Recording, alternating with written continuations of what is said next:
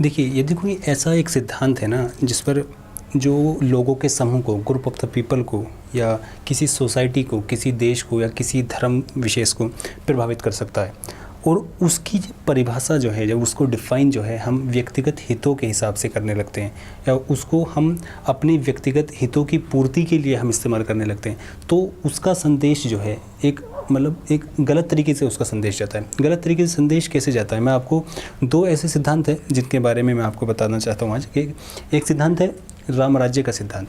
जब आपके मन में राम राज्य का नाम आता होगा कि बहुत सारे लोग ऐसे होंगे जिनके मन में राम राज्य का नाम आते ही एक अलग ही छवि बनती होगी, एक नेगेटिव छवि बनती होगी कि ऐसा होगा जिसमें एक धर्म विशेष के लोग रहेंगे, दूसरे धर्म विशेष के लोग जो है उनको कमतर दर्जा दिया जाएगा। उस तरह की आपके मन में छवि बनती होगी।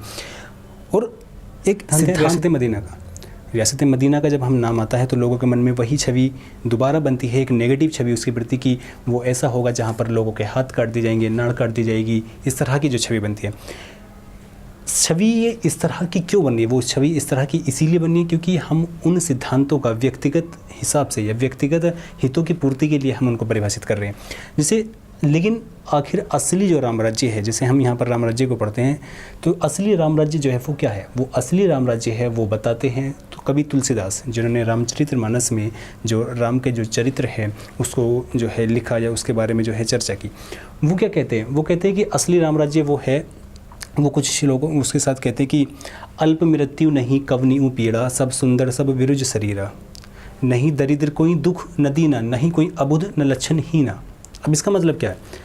वो कहते हैं कि राम राज्य वो होगा जहाँ ना कोई कम समय में, कम उम्र में मरेगा बीमारी से, ना कोई बीमार होगा, ना कोई दुखी होगा, ना कोई लाचार होगा, ना कोई ऐसा व्यक्ति होगा जो नैतिक रूप से भ्रष्ट हो, ना कोई वहाँ पर ऐसा होगा जो किसी का अहित कर रहा है। ये राम राज्य है। अब बताइए, यदि इस तरह का राम राज्य है, उससे किसको समस्या है? लेकिन समस्या ये है कि हम उसकी जो परिभाषा जो है, जो उसको डिफ़ाइन है, उसको हम डिफ़ाइन कर रहे हैं अपने व्यक्तिगत हितों के लिए।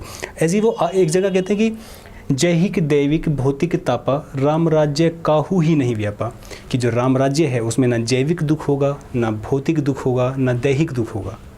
ये असली राम राज्य है। लेकिन राम राज्य की जो है परिभाषा को हम विकृत कर दिया है। इसी तरह जो रियासत मदीना है, रियासत मदीना में जब हम रियासत मदीना का सिद्धांत जो हम पढ़ते हैं वो ये है बेसिकली, जो जैसे रियासत मदीना का सिद्धांत जो है वो आया एक तरीके से मुस्लिम खलीफा से। जो मुस्लिम खलीफा है, जो उमर है, वो तो ये कहते हैं कि जो असली नाम जो रियासत मदीना का सिद्धांत वहाँ पर झलकता है। वो क्या कहते हैं? वो कहते हैं कि यदि मेरे शासन में या किसी शासक के शासन में किसी के साथ अन्याय होता है और उसको सज़ा नहीं मिल पाती है, तो उसकी जिम्मेदारी जो है वो सज़ा जो है वहाँ के शासक को मिलनी चाहिए।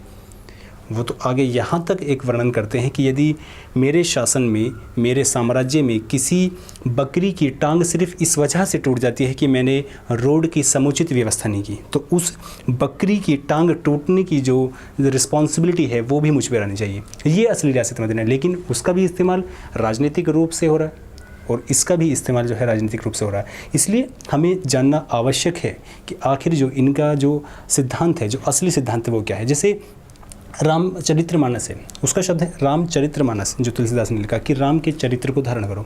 चरित्र की यहाँ पर जो तुलसीदास है वो चरित्र पर फोकस क्यों कर रहे हैं? वो चरित्र पर फोकस इसलिए कर रहे हैं क्योंकि वो जानते हैं वो कि चरित्र एक ऐसी चीज़ है, एक ऐसी क्वालिटी है किसी भी व्यक्ति की, किसी भी उसकी व्यक्ति की, मानव की, कि जो अन्य विशेषताओं को ख़त्म कर सकती है, अन्य विशेषताओं को हीन कर सकती है। क्योंकि आप जानते हैं जो रावण है, रावण किसी भी क्वालिटी में जो राम से है, जो श्री राम है, उनसे कहीं भी पीछे नहीं है।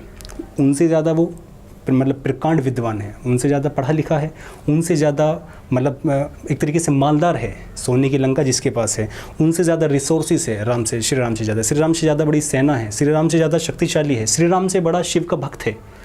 लेकिन उसके पास क्या नहीं है? वो है सिर्फ चरित्र।